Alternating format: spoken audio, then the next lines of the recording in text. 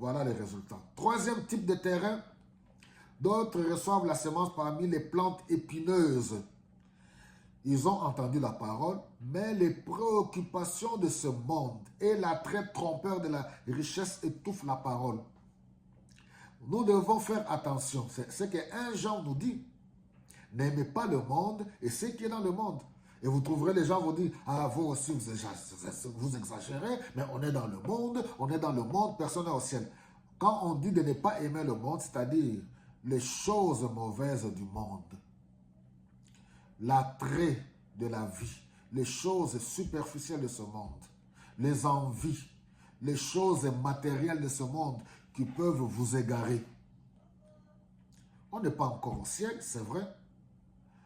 Et elles ne produisent rien. Il y a des gens qui sont attachés, des gens qui viennent à l'église. L'église de la prospérité. Ils ne prient que pour qu'on leur donne de l'argent. Ils ne prient que pour qu'ils puissent voyager. Ils ne prient que pour la prospérité.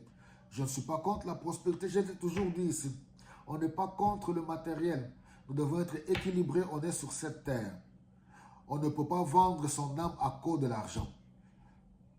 Chères sœurs, vous ne pouvez pas vendre votre vie à cause de l'argent. Vous ne pouvez pas livrer votre corps.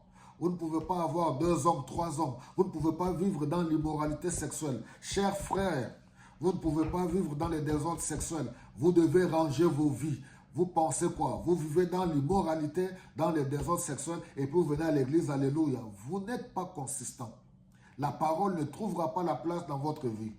Dernier type de terrain, verset 23. D'autres enfin reçoivent la semence dans la bonne terre. Soit la bonne terre, un cœur rempli du Saint-Esprit, un cœur disposé, quelqu'un qui a renoncé au monde, quelqu'un qui est réellement converti, qui aime Jésus, qui aime la parole, qui prie, qui marche dans la crainte de Dieu, dans la sanctification, qui médite la parole matin, midi et soir. Ils entendent la parole, son cœur est bien disposé, ils la comprennent.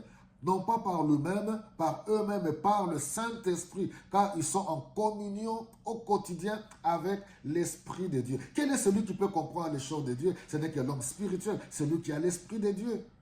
Mais l'homme charnel ne peut pas. Un homme inconstant, l'homme qui est toujours, ou une femme qui sont toujours attirés par les choses charnelles. Alors la bonne terre, ceux qui écoutent, qui comprennent, ils portent alors de fruits. Les uns 100, d'autres 60 et d'autres 30. Bien-aimé soit la bonne terre. Une terre disposée, un cœur disposé à recevoir la parole avec foi. Ne suis pas les incrédules, ne suis pas les rebelles, ceux qui sont rebelles à Dieu, ceux qui sont contre les choses de Dieu, contre la parole de Dieu.